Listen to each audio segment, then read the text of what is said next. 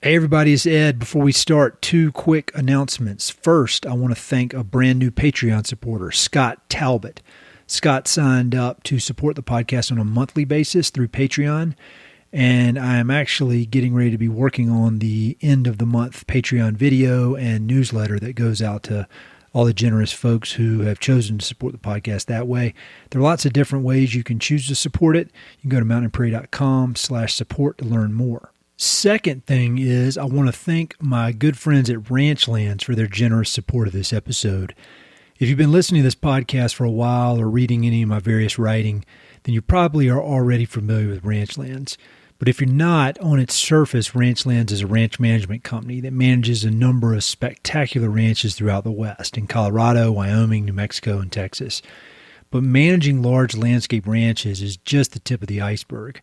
Through their work in conservation, education, adventure, and land stewardship, there's a ton of overlap between Ranchlands' work and many of the ideas explored here on Mountain and Prairie. At its core, Ranchlands is a collection of thoughtful individuals who care deeply about the West and who are working hard to leave the Western landscapes a little bit better than they found them. I know all the folks over at Ranchlands, and I consider them to be friends and partners. I write for their excellent blog, which is called the Ranchlands Review, and I'm actually hosting my 5-day retreat, the Strenuous Life Retreat, at the Zapata Ranch this September. Again, Ranchlands and Mountain and Prairie are aligned in many, many ways. So if you're a fan of this podcast, I expect you'll be a fan of Ranchlands as well. If you want to learn more, head over to ranchlands.com. On that website, you'll find a variety of different ways that you can get involved with the organization. You can read articles that are written by or that are about some of my past podcast guests, including singer Riddy Arman and artist Duke Beardsley.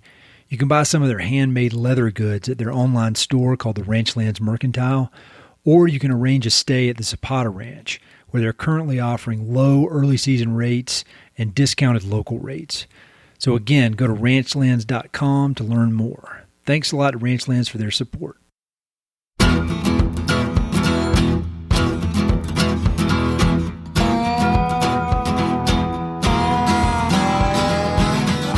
Hey, this is Ed Robertson, and this is the Mountain and Prairie Podcast, where I introduce you to some of the innovative individuals who are shaping the future of the American West. I meet most of these people through my work in land conservation or through my hobbies and interests that revolve around spending time up high in the mountains. My guests include ranchers, writers, entrepreneurs, conservationists, athletes, artists, adventurers, pretty much anyone who's doing important work, has an interesting story, and loves the American West. My guest today is Kate Mannix. Kate is a rancher who works alongside her family on the Mannix Ranch in Montana's Blackfoot Valley. The Mannix family has been ranching and stewarding their family ranch since 1882, back when Timothy Benjamin Mannix purchased the land from the Northern Pacific Railroad. For generations, the Mannix family has served as loyal caretakers of this spectacular landscape, and over the years they've evolved their business and land management approaches so as to continuously improve the ranch's soil, water, flora, and fauna. Kate was born and raised in California, but moved to Montana for graduate school, where she fell in love with both ranching and the Rocky Mountains. A few years later, she was accepted as an apprentice into the Quivira Coalition's new Agrarian program, a unique program that connects aspiring farmers and ranchers with experienced regenerative agriculture practitioners throughout the West. After a stint in New Mexico, she eventually found her way to the Mannix Ranch in Montana, where she fell in love with Bryan Mannix, who's now her husband. So today, Kate is officially a Mannix, and she's also an invaluable part of this storied ranching operation. Kate and I connected virtually and chatted about everything from the business of ranching to her favorite books, with lots of fascinating topics in between. We started out talking about the history of the Mannix Ranch and how her family has managed to maintain such a successful family business for so many generations. We talk about challenges facing a ranch and the business of ranching, and the importance of land conservation and regenerative practices for the business's sustainability.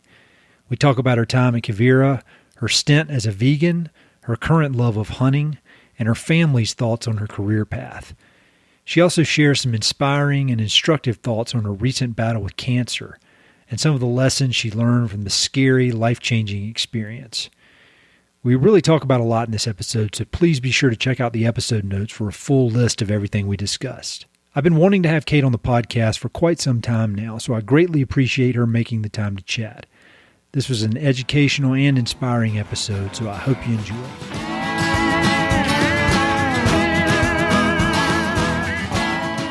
I want to know every single thing there is to know about the Mannix Ranch, starting in 1882. I want every detail. Go. All right. All right, 1882. Well, I can give you a long history of T.B. Mannix's wartime occupations before he came to the Blackfoot Valley, but I'll spare you. Yeah, so the ranch, we're on our fifth generation sort of working on the ranch, but there's some sixth generation kiddos running around.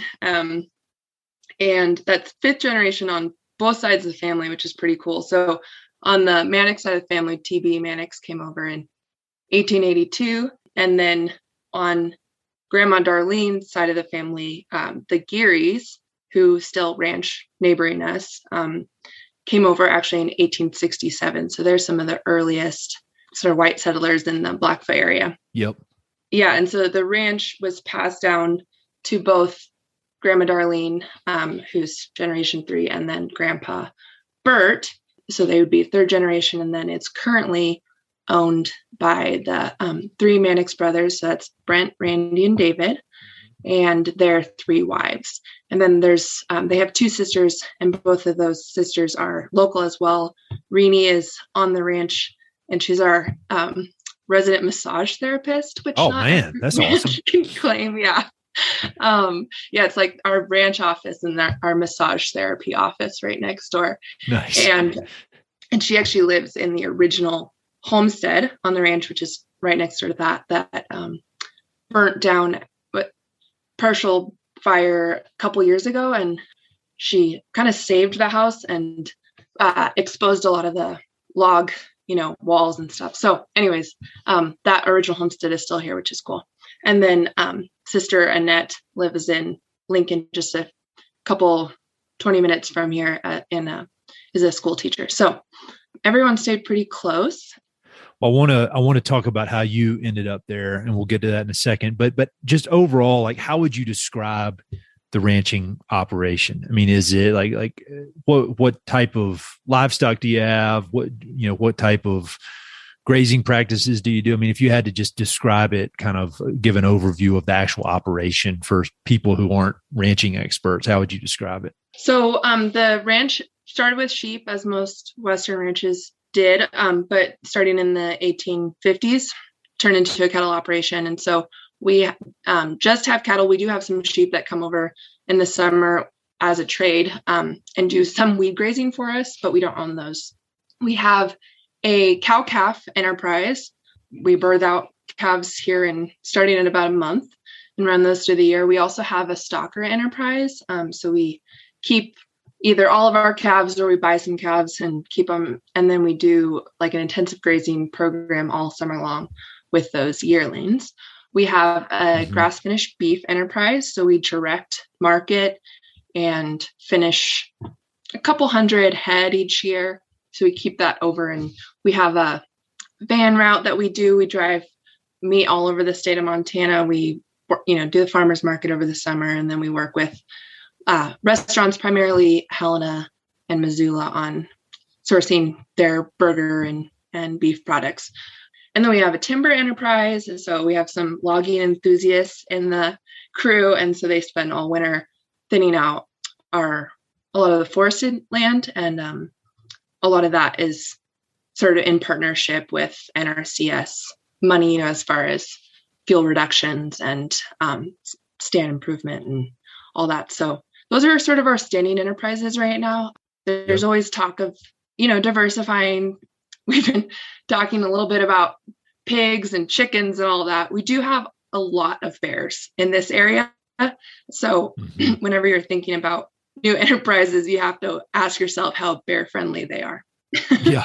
Yeah. I mean, when I think about your area, I used to spend some time there a long time ago, but there was that recent tragedy. I guess it was last summer where somebody was camping in the town park there, and a bear just came out and got him. I mean, that's serious grizzly country. As far as the grass fed I'm always curious how ranching operations decide to go into that side of the business. Cause I mean, you can obviously feel really good about selling that kind of meat. And I think there's a demand for that kind of meat, but just from what I know, the little bit I know as an outsider, it seems that is a more difficult business to be in. So when did your family decide to go in on the grass finished side of things? And like, how has that been versus if you were just to send them to feedlots, like the vast majority of ranchers do?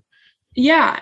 And we do, I mean, we're unable to direct market all of our products at this, all of the cattle we raise. So we are mixed, some of them go to Nebraska, but in the early 2000s, the brothers became a part of ranching for profit. They were sort of some of the early ranchers to jump on that boat.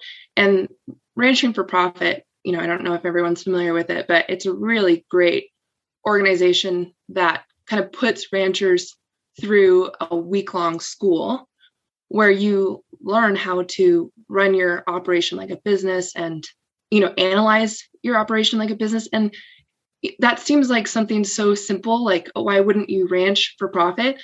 But, ranching is really it's a legacy and it's a lifestyle for a lot of people. And so looking at your ranch as a, business that needs to generate profit can be pretty new. It can be a new concept to a lot of ranches, honestly. So they went through that program. And one thing that program has you do is it, has you pull out your enterprises. It has you look at what are your overheads, what are your direct costs, and then ask yourself, should I even be doing this? And so one of the things that came out of that was this acknowledgement that overheads are high for this ranch. And that's a mixture of, we have to have a lot of equipment because we have to hay because we're a high mountain ranch. We can't winter graze. They've tried that. It doesn't really work here. And so we have to have a lot of overheads that way. We have a lot of different ranches that have been conglomerated all into this ranch. And so we have different kind of homesteads on the ranch. So there's a lot of overheads with that. And then the biggest one is that a huge value for this operation is to support as many families as possible and support the community, sort of growth and development, like have kids in the schools, have people here. And so being able to support as many families as possible is a pretty big objective here. And so that's an overhead. That's the huge overhead, employee wages. So sort of out of that was, ranching for profit would say, have as many cows per person as you possibly can. And the Mannixes are a little bit more like support as many families as we possibly can. Mm-hmm. And so short story long, out of all of that came this need of like, okay, well, we can't reduce our overheads, but maybe we can add value to our product. And so the decision to do grass fed was really out of that, like, let's add value to our product. And a grass finished, range raised beef is a higher value product. And so from that, everything has shifted. We changed our genetics to be better finishing on grass. We have a more moderate sized cow, so they're more efficient now. We've tried different varieties of Angus to sort of, always better be able to finish on grass. So it's really led the whole operation is this grass fed business. And it's really because of this value of supporting people. One question I had when I was in grad school, I took some class on family businesses, and the main takeaway that I took from that class was that it's very, very rare for a family business to last beyond 3 generations. I mean, I think it was something like 99% of family businesses are, done after 3 generations. And you think about just business in general, and the ranching business is such a tough business to be in. Even in the best of circumstances, it's a tough business. And then, and so why would you say the Mannixes have been so successful over generation after generation? Like what has your family been doing differently that maybe other ranching families or other businesses in general don't do? Because the business is one thing, but then I would think managing the relationships is a whole different thing. So, I mean, if you had to boil it down, what has been the Mannix's secret to success for going on 140 years? Yeah. Well, I mean, the first thing is that we really have a leg up in that our forefathers didn't reproduce as much as others have, Mm-hmm, mm-hmm. and so even though it's a, fourth and fifth generation ranch, up until the fourth generation, there were really sole heirs. And so, like Darlene inherited everything from her side of the family. Bert inherited everything from his side of the family. And then the three brothers inherited the ranch. And and have worked together with really great relationships. And I'll touch on that too, because I think that's huge.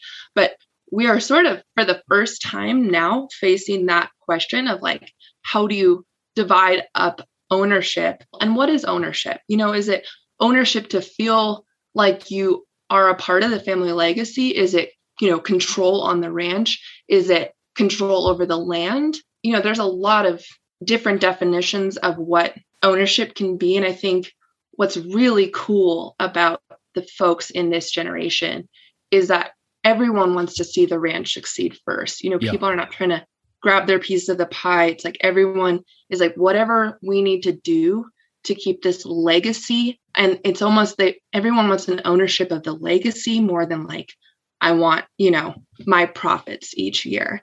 And that's huge. And it's really lucky that we're set up this way, because it's where we are in the Blackfoot Valley is an amazing sort of set of legacy ranches. I mean, we're so lucky in that most of our neighbors have been here since the 1800s. And you don't always see that in Montana anymore, because there's such a patchwork of ownerships as family ranches, kind of die out. Mm-hmm. And so, but looking around, and each of our neighbors has a different challenge in that succession. And we're really in the midst of that. Our fourth generation is looking at retirement here in the next 5 years. And so we're really looking at, okay, so now we're really facing this challenge with, potentially 9 owners. And so figuring out how to keep the control, the power with the folks that are on the ranch, but making sure that everyone feels like they're a part of that legacy. Yeah. There's probably the most successful business person that I've ever had the pleasure of knowing. And he's a really good guy on top of that. He's not one of these cutthroat types, but I was asking him about this. How has he been so successful over and over? And he said his whole deal is whenever he has partners, he makes sure that everybody's interests are perfectly aligned towards a common goal. And it sounds like, and if everybody's eyes are on the same prize, a lot of the personality things kind of never come up or take care of themselves. And so it sounds like that's exactly what y'all are doing. Your interest, everybody in the family's interest is aligned towards keeping this ranch going. But so, obviously internally things are good with your family, and everybody's, moving in the same direction. But when you think about challenges in the future, or challenges right now, or things you see coming down, 5-10 years out, what are the biggest challenges that the ranch is going to face? Because like when you and I talked on the phone a while back, we were talking about, a lot of the out of state, or people coming in and buying legacy ranches as a vacation spot, or, there's drought issues, a million different things. But like what is of concern to your family when you think about external things that you can't really control? Yeah, I mean, I definitely think, land ownership is one. I mean, the Blackfoot it's a treasure in that there are, it's a 1.5 million acre watershed, and there's only like 9,000 residents. And a lot of those residents are really invested in the valley, whether they're legacy family ranches, or honestly, we have some great out-of-state landowners that have kind of come in and bought in and become a part of the community and do a lot for conservation in this area. So we're so lucky in that regard, but like you can't discount the fact that we're an hour from Missoula, Yep. that we are we're on the way from Yellowstone to Glacier. It's like you're right in the middle of this, and somehow we've escaped it this far. But so thinking about like conservation strategies, looking at the places in the valley that are vulnerable to different ownerships, looking at development. We have this amazing rule in our county planning commission where in this part of the county, you can't subdivide to less than 160 acres. We have wow. I didn't know that. Oh, it's awesome. I mean, there's kind of little, around town, there's like a mile or there's a couple of subdivisions that have been here since before that rule. But for the most part, that rule is in effect. And so keeping that rule in effect, it's like that could change and that would be awful, honestly. So keeping that rule in effect, most of our ranch is under conservation easement.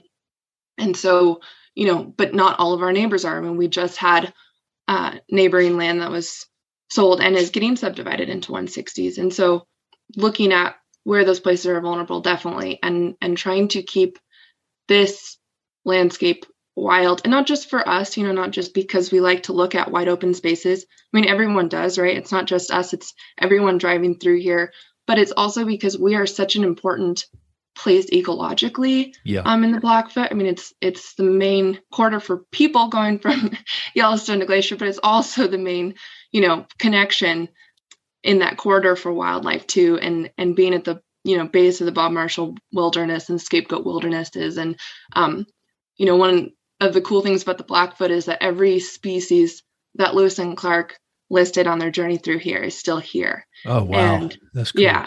So, we got to be a home for the bears and the wolves, whatever challenges that comes with. But so I think definitely development.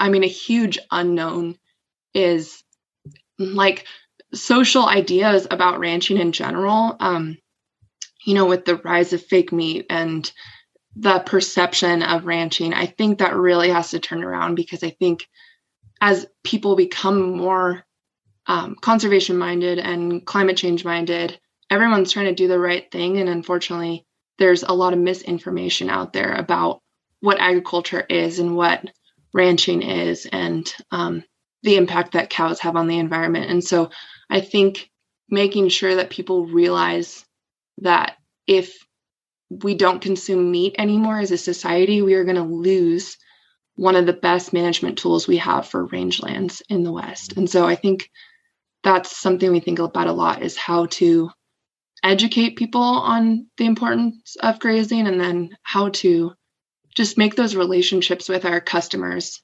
or just people in general so that, we're just all educating each other on what we're doing and how we're stewarding, this landscape.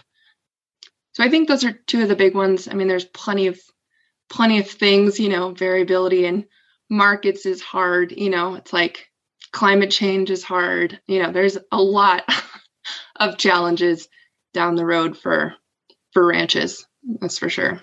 When you talk about educating, people need to be educated on grasslands and ranching and the importance of having grasslands for climate change and that kind of thing. Are there any, who do you think, who comes to mind first, or books or any sort of resources or organizations that are working on that, where people, like, say somebody's listening to this, they don't know anything about it. Where would you direct them to go to learn more about that? Yeah, I would say, the Quivira Coalition is a great, resource. There's a website called Soil Carbon Cowboys that I really like. They've got different clips from different ranches across the whole U.S., kind of sharing how they're building soil carbon. There's a lot of books. I'm trying to think of the one that's the most reader friendly, like the Defending Beef, I think is a good one. So I was formerly a vegan many years ago. Oh, really? I didn't know that. Yeah. And so food has always been very important to me. And I've gone a lot of different directions with that and dug into that a lot. And I like Defending Beef because it's a vegetarian writing a book about the importance of beef, a vegetarian who marries a cattle rancher. So it's relatable to me as a former vegan, now turned cattle rancher. So I think there's a lot of great resources that, there's like for the, a lot of great documentaries on Netflix even. And, just talking to people too, talking to, local farmers and ranchers, just sitting down at a farmer's market and chatting with someone, it's just like educating yourself on the how, because when you talk about bashing meat, it's like, it's all about the how, it's like if you're cutting down the Amazon rainforest which is, a huge carbon sink to do a certain type of grazing. Like, I'm not going to pretend like that's the best thing for our planet. Right. Yeah. Yeah. But in a Western native range, there's nothing better for that landscape than to be grazed in a very specific and mindful way. Yep. Trying to work along with nature. And I think just people don't understand that, like, all of these, I would say I'm a disturbance ecologist.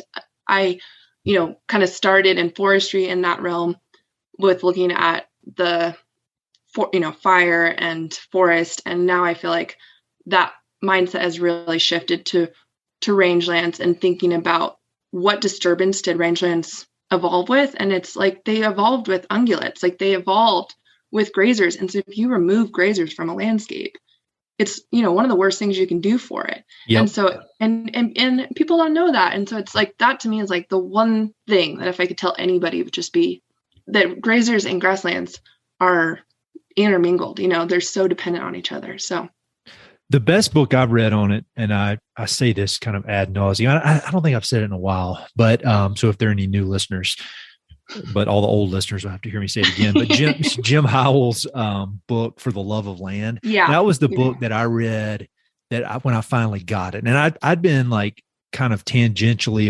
involved in ranching through the real estate business, which I don't know, I kind of regret that, but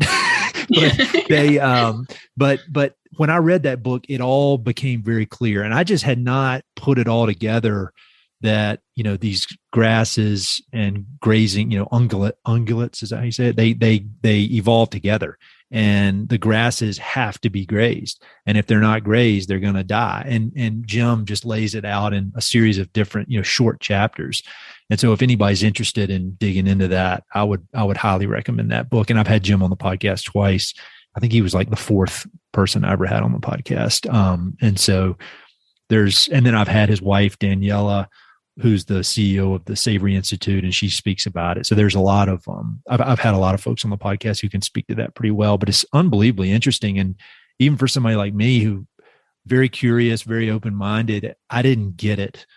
It took me a long time to get it. And so I can have some compassion for folks who don't fully understand it yet, but it takes effort to understand this stuff. So you mentioned Quivira. Let's talk about how you ended up on the Mannix Ranch, because I bet when you showed up, you didn't think you were going to be there for as long as you're going to be there. So I know. How'd you end up there? I know. I had all these dreams. I was like going to be the, cowboy with the saddle thrown in the back of a pickup truck, driving around all these different operations. And like the third place I ended up, now I'm here forever. So life never goes the way you think. So I came to Montana. So I'm originally from California. I'm one of those, but I came to Montana for just right after college. I went to grad school at the University of Montana in forestry. And then I worked for a couple years working across the state, doing forest management as a private consultant. So I worked, on some public lands, but I worked with a lot of private landowners and a fair number of ranches. And after a couple of years of doing that, I became a desk jockey, and that's not ever really been, I'm not well suited to that position. Yeah. And so I needed a change, and I had just this inkling. And I think this is important because I didn't grow up on a ranch. I grew up in an agriculture and a timber community in the far northern reaches of Northern California. But my only exposure to ranching up to this point had been, working at, I went to a week of horse summer camp each year growing up. And then I worked there for a summer in high school as a wrangler. And then I did a week long local agriculture alternative spring break in college. And we were on a cattle ranch for like a day. So I really didn't have a background in ranching, but I had even those little experiences sort of were always in the back of my mind. And so when I found myself sort of lost, as we all do, I think, in our mid-20s, yep. I just had this little inkling, and it took me like a year to kind of get up the courage to make that change, because I'd been working towards this one direction for a long time. And then also to figure out the how. There's not that many opportunities for folks that are not raised in ranching to sort of jump in. Yep. And so through that, I eventually found Quivira. And at the time, they didn't have anything in Montana. And so I took a position down in New Mexico. And so I worked for a couple of folks who had a lease on the Mescalero Apache reservation in New Mexico in the Sacramento Mountains. Yep. And I went down there, and it was, like within a week, I was like, okay, this is it. I was like, maybe I want to be a rancher. Maybe I'll just do this for a year and then move back to my career. But it was like a week into it, and I was like, this is my life. This is what I do now. Like, what about it? Like, what specifically that quick? I mean, obviously there's the being outside, and it's kind of an adventure, but it's extremely hard work, especially if you're coming off of a desk job. So like, what can you pin down what it was that locked you in so quick? I think for me, I've always been someone who wants to work both mind and body. Yeah. And, it's like, I've done physical labor before that was mindless. I was like a sawyer for some time. I was just cutting down trees or thinning forests. And that's something that's like, yes, it takes a lot of mental awareness to figure out how to cut down a tree. Right. But something that was so diverse in what you're tackling all the time. So it kind of fit on that level. It fit on the physical label of being able to sort of, be active. And then also just on the moral level too, of really believing in what I was doing and learning about that relationship. For me, it's always been that relationship between humans and nature, and like, how do you mimic nature to the best, advantage for that landscape. With forestry, I was always fascinated by that relationship between, how can we thin our forests or thin and burn our forests to mimic the, historical fire regimes in the West? How can we use our cattle to mimic the grazing and better, because buffalo are not like perfect grazers, yep. They messed a lot of stuff up before we were here too. But how can you, better manage your landscapes through a product that then feeds the world? That's such an intoxicating, cool thing. So I think just that ideological alignment with then the physical and the mental alignment too, of like problem solving every day. Yeah. And then I was on horseback for a year. How cool is that? That's a really good answer, by the way. Like it seems like, I hope I'm not like the 100th person to ask you that, because like that answer was like perfect. You should write that. We'll transcribe that. That can be the opening chapter of your book one day, because it was really good. As I have like the whole rest of my day lined up with more with Zoom meetings, that makes me like reconsider my career choices. Just joking. Well, it's funny because hindsight is always 2020. Yeah. You're right. You're right. Why did it take me to 25? That's pretty early. I was 40 when I figured it out. That's the thing, and you're like, well, how did I not get here earlier? It's like, and it's funny though, because like, one of the things that I do think is funny is that first week, I'm like, all right, this is it. But then I have this journal entry, and I'm like, the cattle at that point, like the actual cow part of it wasn't that exciting to me.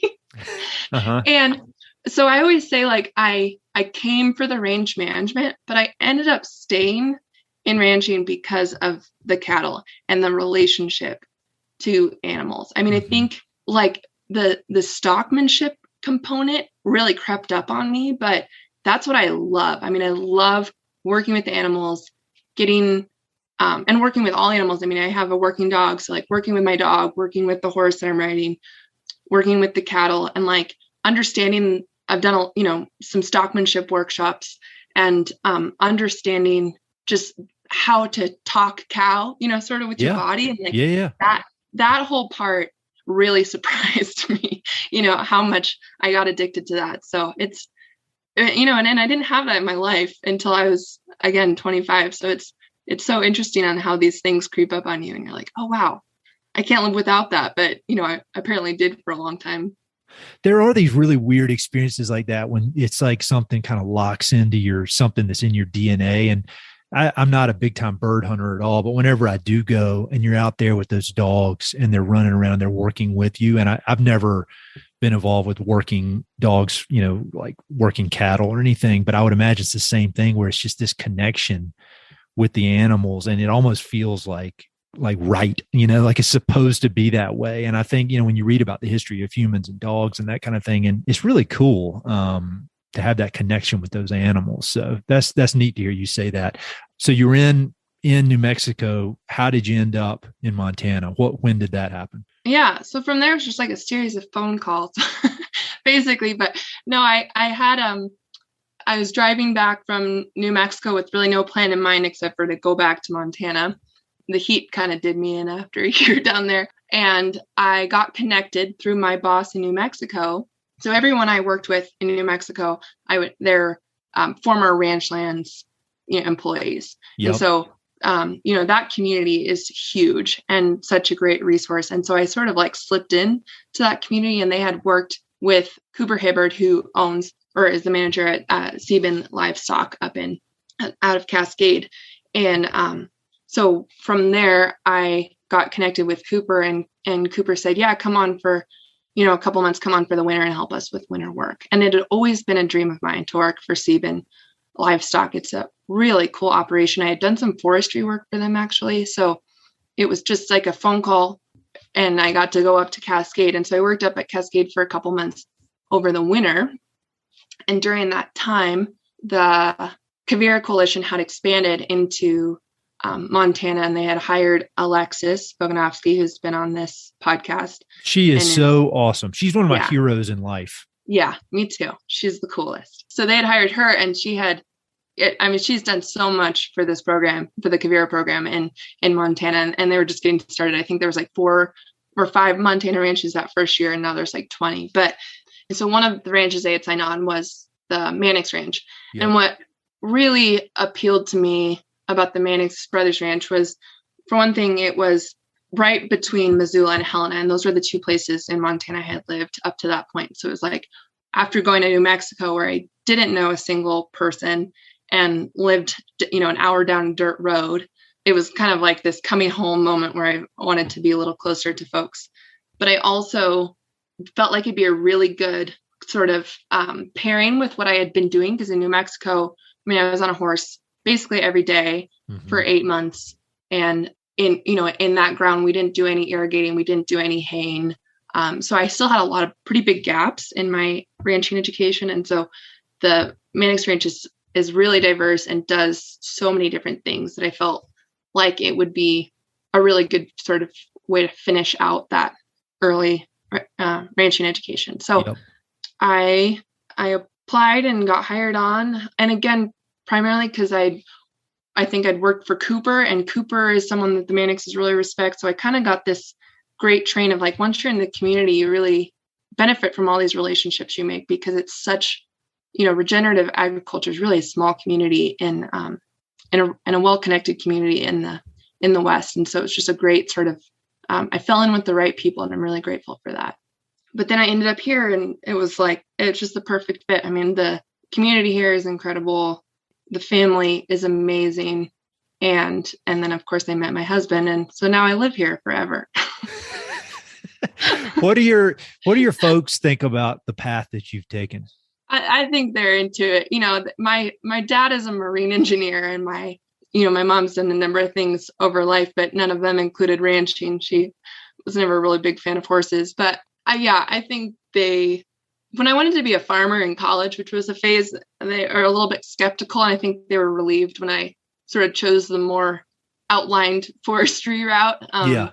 But I think, by the time they get here, and they really love the Mannixes. So I think that idea of like falling in with such great people is all they care about. But yeah, it is pretty funny. And my dad, God bless him, comes out and gets a little bit of cow poop on him. And goes goes running, but I think, I mean, every young man has a dream of being a cowboy, so I think he gets to fulfill a little bit of that when he comes to visit too. That is really cool. One thing that I forgot to follow up on a few minutes ago. What made you decide to stop being a vegan? I've tried vegan. I tried vegan for a month one time, and my takeaway was that it was a pain in the ass for me. Like, I mean, yeah. I wasn't training hard. Like now I'm running so much, everything. Like I don't know how my body would handle it, but I felt fine. But it was just like, golly, this is unbelievable pain. And that's not a judgment on anybody who's a vegan. That's just my weird take on it. What was your take on it? Right. So then college, and I became, part of the thing I did in college was help start a student-owned and operated food co-op. Oh, cool. And so I became really sort of invested in like food and where I was sourcing my food and what was the, best thing for, health and environment and everything. And I think, many of us go through that journey. And for me, veganism is a little bit of a low hanging fruit when it comes to like what, you think you should be doing, I think, because there's so much hype around it. Yeah. And I would say that it did not do my body any favors. I was like sick all the time. I broke out, with like, I think I had like a face rash that showed up at one time. I mean, it was just bad. And so after 3 months of doing that, I switched to a paleo diet. Oh, did you really? And what was the difference? 180. Oh, it was so much better. But I think one of the things is, so I did like that day or that week long spring break where we were working on like a chicken farm one day, and then a beef and vegetable farm one day. So we did this kind of alternate spring break, and then the last day we went to a tofu factory. Uh-huh. And that contrast of being like on the landscape and seeing how all of these things got integrated, and like, seeing how the vegetables and the cows and the chickens, how they all work together, and then going to like this really sterile, processing plant. Yeah. And like seeing this thing getting created. And I think that really kind of knocked me out of that sort of idea that maybe I shouldn't be eating meat. And then the other one was, we took a wildlife class and we were watching a David Attenborough video about, I think it was like lions attacking a zebra. Yeah. And they were like, or maybe it was crocodiles. It was like crocodiles drowning a zebra at a watering hole in Africa. And I was like, I don't know why I think that like killing animals is cruel, because the way that we do it is so much more humane than the way that nature does it. And so that sort of maybe shook me out of the other, side of that, the ethical side of just like, let's focus more on how we raise our animals and what impact they have, and kind of find some peace with the fact that, there's a circle of life, and life and death come hand in hand. And we sort of just have to find the best way to do both of them. Yeah. I think from a nutrition standpoint, I mean, I think everybody is completely different. And I really do think some people thrive on a vegan diet. Like, I follow these ultra runner types, and there are a few of these champion ultra runners, the best in the history of the sport who are vegans. And obviously that works well with their body type. But I think there's a lot of people who it doesn't work well. And the only way to know is to experiment with it. But like I had Kate Kavanaugh on here, she was a vegan for a long time. And now she she's still the owner of a butcher shop in Denver.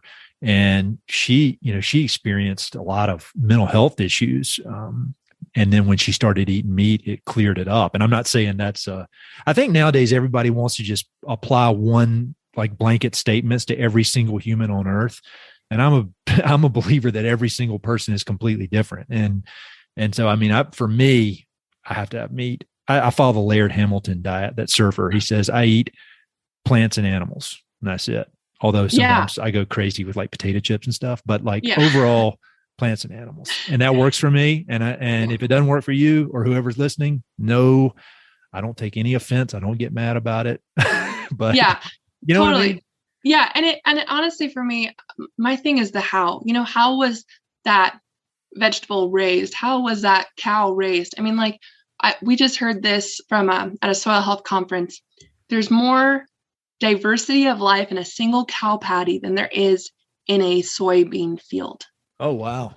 And you think about that, and it just, so it's like, if you're just eating, a bunch of monocultured crops, that's not better for the planet than eating, a meat that's been raised a certain way. So it's like the how of everything, and even like the nutritional value of things, like we've exported so many nutrients from our farmlands. And so even the vegetables that we're growing, they don't have the nutrients that they're supposed to have, because the soil is devoid of those nutrients. So it's like, I think a lot about, it's not whether you're vegan or vegetarian or whatever. It's just, how is the food that you're eating impacting the planet and your body? And a lot of times they're, similar impacts. If your soil is devoid of nutrients, your body's going to be devoid of nutrients. So you hunt, correct? Yeah. Do you hunt deer? And yeah. Tell me about that. When did that come into your life? Because I just had my first elk hunt in January, and I knew it would be cool. I mean, I wouldn't have gone otherwise if I didn't think it would be like a fun, kind of interesting. But it was, even now that I'm like 3 months out from it, it was like a life-changing event for me. Both, the killing combined with the processing the meat. That I went with a guy named Adam Gall, and his whole part of his guiding company is that you kill the elk, and then you go through the entire butchering and processing, which takes like 6 hours to process a full elk, and life-changing for me. So when did, and I'm 44. So, I mean, again, like having these crazy life-changing experiences when you're supposed to be kind of stuck in your ways maybe, but when did hunting enter your life? You're doing it right. I hope so. Yeah. That was a Montana thing. So it kind of it happened during my desk jockey era. And I would say part of it was, that restlessness about, getting out and interacting with nature. I know you talk about Sufferfest a lot on this podcast, and I love a good Sufferfest, but one that's got a point, like I want to have a purpose for my Sufferfest. Well, that's where you and I are different, because I pay money to people so I can go run around in circles in the woods for 36 hours straight. Yeah. Maybe there's a purpose in there somewhere, but it's not as clear as like getting food on the table. So you're smarter than me. Oh, it's funny. I realize I drive around now when we're driving across the state, and I'll look at, some cool country. I'm like, I would love to gather some cows off of that. It's like, not just go for a walk, you got it. But so I think that's kind of where it came from. And then I had a lot of hunters in my community. And so, I kind of just, I really tried to do it alone. And I'm really glad that when I shot my first deer, I wasn't alone, because I had been hunting for quite a while, and I'd, gone to like a Fish, Wildlife and Parks butchering demonstration and done some YouTube and, read Meat Eater, but it was really good that I had someone there with me, to help me with that first process, because it wasn't as clean, as I had hoped it would be. And then, so I've mostly hunted with a rifle. And then, when I got out here, Bryan, my husband, is a really big archery hunter. And so I started going with him and got to do the archery hunting thing, which is, talk about life-changing. You can watch as many hunting movies as you want until you have a bugling elk coming right at you. I can't imagine it. It's wild. And I was sitting there in this, the first time it happened, I'm like sitting there in this, trees, and I'm looking at this elk, and I'm holding my bow, and I'm like, there is no way I am getting this bow up and, pulled and drawn and shooting that. The second he's coming towards me, I just gave up all notion that I was going to be able to function, Yeah. and it's just, it's a wild experience to be, in that. I totally get the addiction.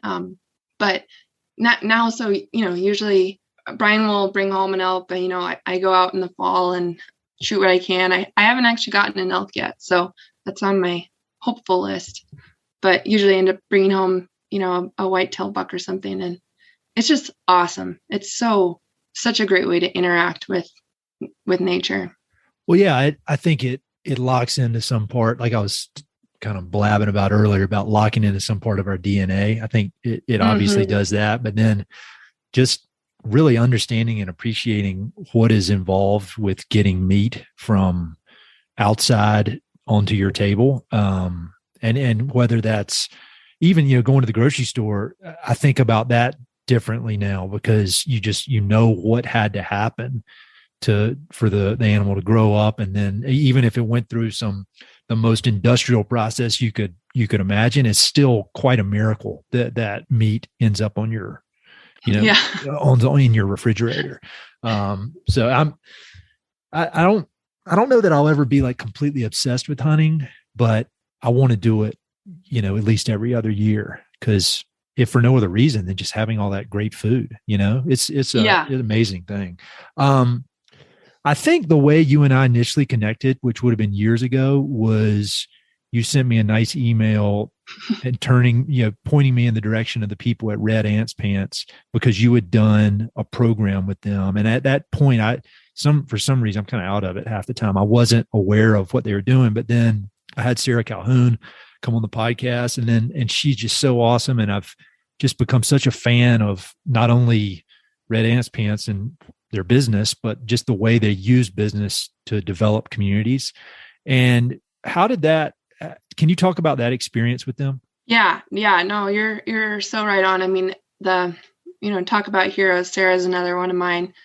So I was initially involved. I reached out to them because they have a part of their foundation is running a kind of women's rural skills. And Sarah got her start on trail crew. And so timber skills are sort of, the first on her list. And so there's a carpentry course and a chainsaw course held up there in White Sulphur Springs each year. And so I just kind of asked if I could come along and help out.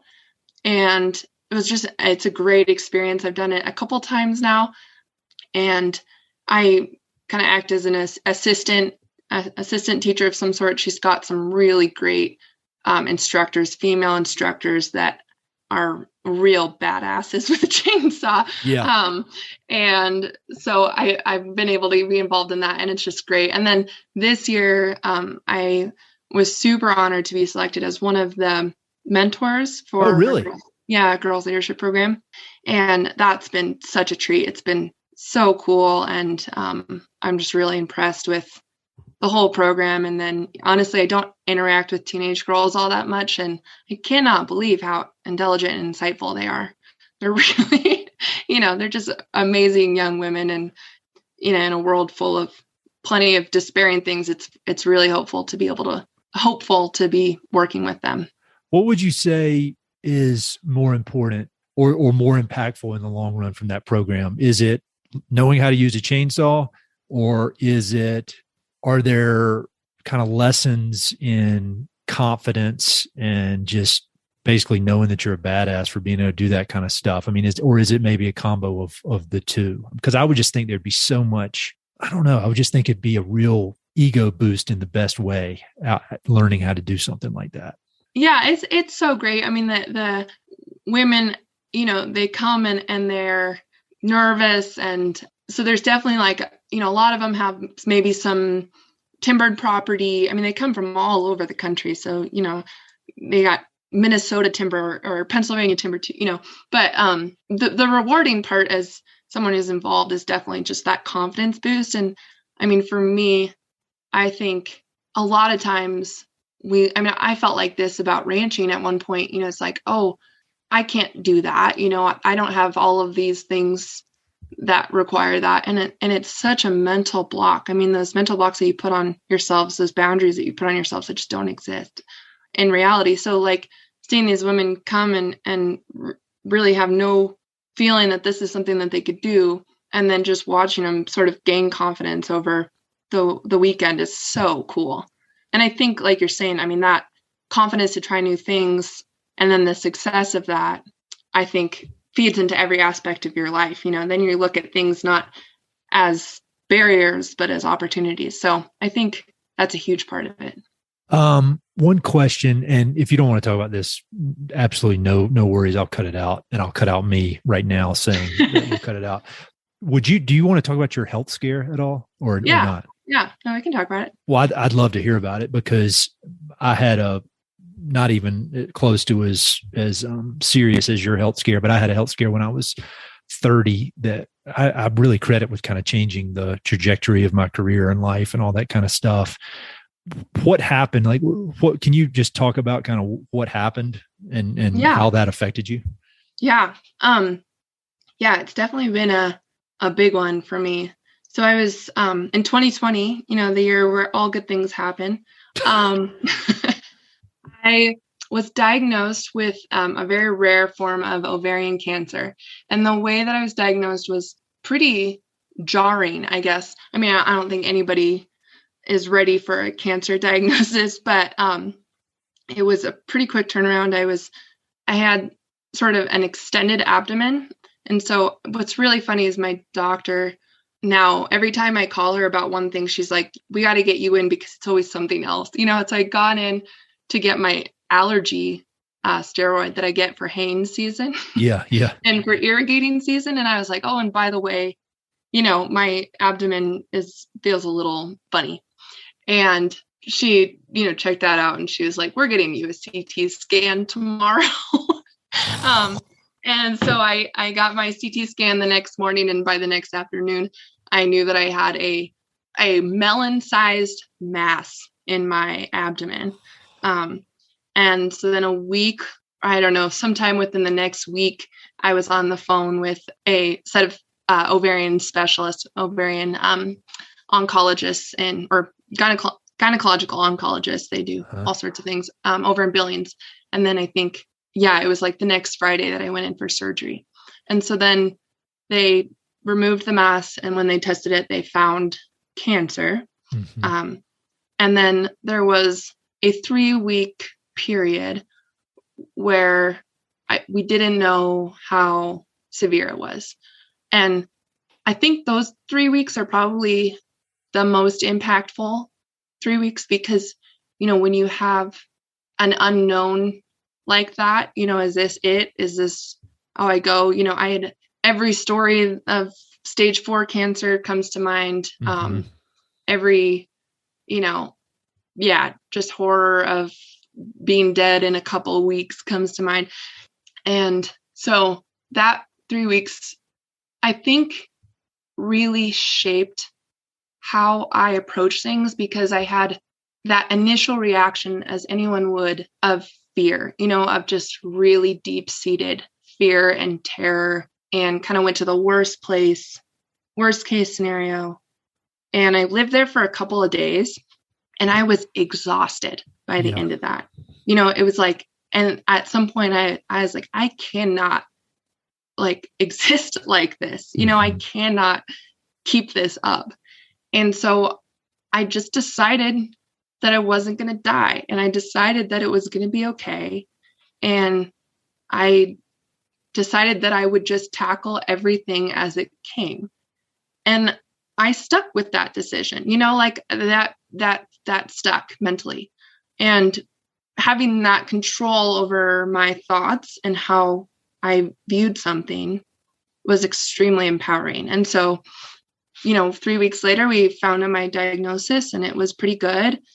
And so then I went into chemotherapy to sort of clean out and anything that was remaining. Yep. And talk about a sufferfest. Chemo, I do not recommend. It is not fun by any means. And how long was that process? I was in chemo for 3 months, but I was under a very intense regime. So I went into chemo for 5 days in a row, and I would get poison dripped into my veins for 4 or 5 hours. And then I would get a couple weeks off, and I would go back and do it again. And that mental, the mental fortitude it required to get up and go to the hospital by Friday was like more than I'd ever required before. Yeah, understandable. I mean, there's like I can't imagine. Yeah. Yeah. Your body knows, like, your body's like, don't go do that again. That was horrible. Yeah. So yeah. And it was funny. We were, I didn't really think about that, kind of exercising that mental strength until later that fall. We went on a trip down the Grand Canyon, which was awesome, with my sister, but we had to hike out halfway through because we could only take a couple weeks to do it. And so we were hiking out, and we'd been on the river, like sitting on boats for 10 days. And we didn't get started to the hike out of Phantom Ranch until 2:00 in the afternoon because we were waiting for bags or something. I don't know if you've done that hike. No, I've never done it. I've floated past Phantom Ranch, but I've never hiked in and out. I want to though. It's a slog. Yeah, that's what I've heard. I mean, it's like, it's a slog. And so we're like on this journey in the dark, in the rain, out of this, and everyone in our crew is kind of like responding in the ways that they do. And I just kept thinking that whole slog, because we were carrying like 60, 70 pounds on our back, because my sister said, oh, we're on a raft, bring everything. And so it was just a slog. And I was like, well, it's not chemo, so it's like, I think everything that I do now that seems hard, it's like, well, it's better than chemo. Yeah. No, that's, well, first of all, I'm glad you're okay. I can't even imagine what that whole thing was like. And so like, when you look back on who you were 2 weeks before you got that diagnosis and who you are now, how would you say you're different? Yeah, I would say the biggest thing, and I went through that summer and I felt mentally strong. I felt like, it was really hard, but I felt like I was getting through it. And then what I didn't expect was the PTSD that comes from that, and there's a great book by Salika Jawad. I hope I'm pronouncing that right. It's called Between Two Kingdoms. And she was diagnosed with leukemia when she was in her early 20s, like right out of college. Okay. And was fighting through that for, it's like 5 years, I think. And she captures the essence of being a cancer patient, of the trauma that comes from not trusting your own body and not trusting your future, in a way that I think is just really potent. But that kind of learning how to trust my own body again was huge. And then also, I would say before, I was in a category that I think most of us are a lot, and you probably were too before you got your diagnosis too, just like, yeah, you think, you've heard the slogan enough, like, live every moment like it's your fullest, or, like, life's too short, or, we could all die tomorrow. Like, you hear these slogans all the time, but I think to really live that and like live by that is a real gift. Like, I feel so much more at peace with death. I feel so much less fear. I feel so much more drive to just, do everything that I want to do, that I feel like I'm called to do, because who knows, I came out of that experience aware of my genetic mutation that leaves me susceptible to a lot of different cancers, and they're all young adult cancers, which is great. You're like, by the time I'm done worrying about these cancers, I'm going to start worrying about the normal cancers that we all get, from our environment. So, just that awareness that don't let it loom, don't let it loom over you, but be aware that like death is a part of life, and being at peace with that is something that is a huge gift that came out of that. And then just, reprioritizing, like, one of the things that I've done since that experience was I finally like started my fiber natural dyeing business. And like, that's something that I had in the back of my mind for a long time. And as soon as I was, healed enough to start it, I went for it. And that's been so rewarding. And so it's like the things that you think you want to do someday, it's like, well, you better start doing them now, because who knows? Yeah. No, it's kind of like they're cliches, and they're cliches for a reason. And, I think everybody knows that, the things you were saying, like, you got to live like each day's your last, and, not being acting like crazy or anything, but all this kind of stuff. But I would imagine that it's not until you're deep in it that you really understand it. I mean, I think there probably are ways. Some people are lucky enough if they read enough books or whatever, and they can kind of, but that's a real quick way to get your priorities real straight, real quick. And again, like, my thing wasn't even close to anything like you had, but it wasn't nothing was an instant change for me, but it was definitely a shift in just putting up with a bunch of bullshit, like, I'm not, the bullshit filter got a lot more intense. And yeah, no, it totally does. And, like, and just what do you worry about? What are the things you worry about? And, like, do you need to be worrying about that? It's like, you really just let life go, just let it go, and, jump on the ride, and do what you feel like you are called to do. And, and then you'll die. Someday we'll die. No, it's the truth. Circle of life. Yeah. It's like, we're all one day closer to death. So I think in some ways that's freeing. I read all this Buddhist philosophy, and I'm not a Buddhist, but I really connect with a lot of the teachings and the things you can learn from it. And one of the things they constantly talk about is you got to get comfortable with groundlessness, and you got to know that everything is, we're just living in this chaotic environment, and nothing is really in our control. And the sooner you can accept that is freeing. Once you can accept that, it's actually freeing. And it seems like that's counterintuitive. Or when I first read that, I was like, that doesn't make any sense, but it makes perfect sense to me now. And it's the best way to kind of free yourself of all this, the kind of neurotic, crazy stuff that I used to do. Not that I've got it all figured out now, but I don't know. I highly encourage people to, I don't know if you ever read any Pema Chodron, but I feel like she is the wisest human being on earth. And she talks about all that kind of stuff. No, she's amazing. One of the things, that you bring up Buddhism is, like, one of the things that I came out of cancer with too was the shared experience of suffering.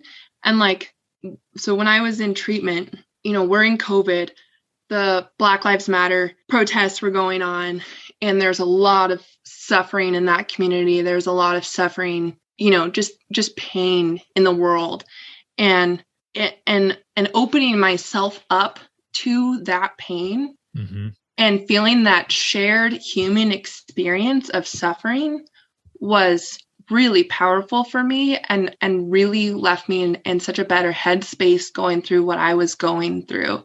And, because when you open yourself up to suffering, and when you open yourself up to the pain of others, what comes out of that is empathy, and it's hard, but it's beautiful, and so it's like, and I wish that we would do that more as a civilization. I wish that we would open ourselves up, because we can all say that we empathize or acknowledge, but I just don't think that we really open ourselves up to the experience of other people, and, like, the pain and the suffering that they and their communities are enduring enough. And so I don't know. I think that's a Buddhist thing that I really came away with.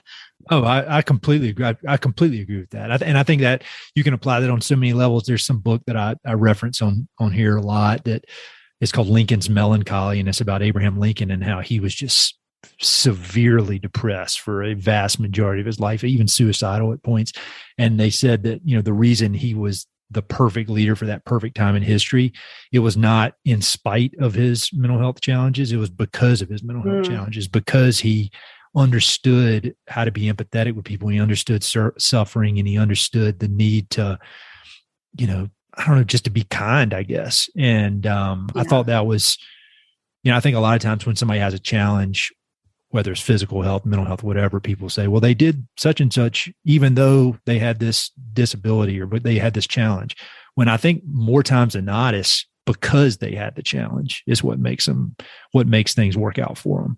So I'm very sorry you had to go through that, but now that you're all healed up and ready to go, like, I think it's, you're even better than you were before because of it. So it's definitely pretty awesome, man. I wasn't really timing this one since we had to go with plan B for recording, but I think we're like well over an hour now and I'm late for a meeting.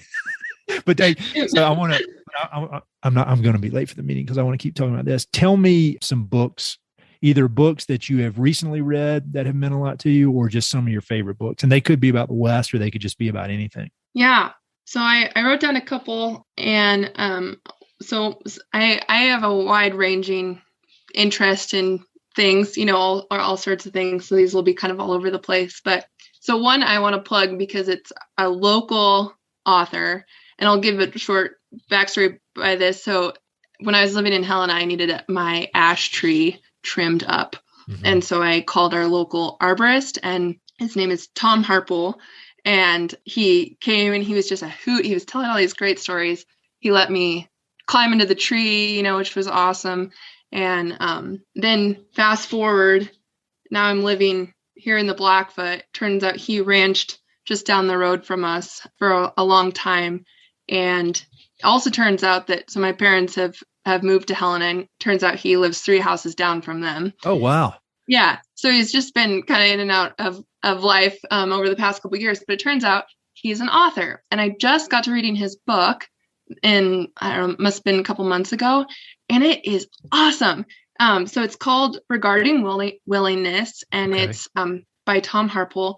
And I don't know if you like Mark Twain's writing, but I love Mark Twain, like his Life on the Mississippi and Roughing It. I love both of those books.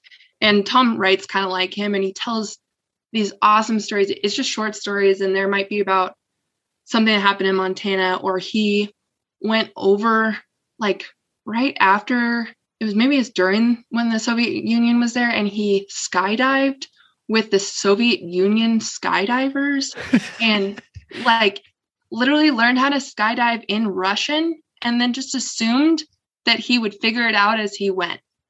And so he's basically this total adrenaline junkie, and he's done all these crazy things. He him and this other truck were the only guys, or him in this truck, they were the only truck crossing the Trans-Alaskan Highway during this negative 60-degree storm. I need to get this guy on the podcast. I know. Yeah. He is fascinating. You should get him on the podcast. But yeah, he's got one arm because he cut it off as an arborist. He was like a horse logger in Oregon for a long time.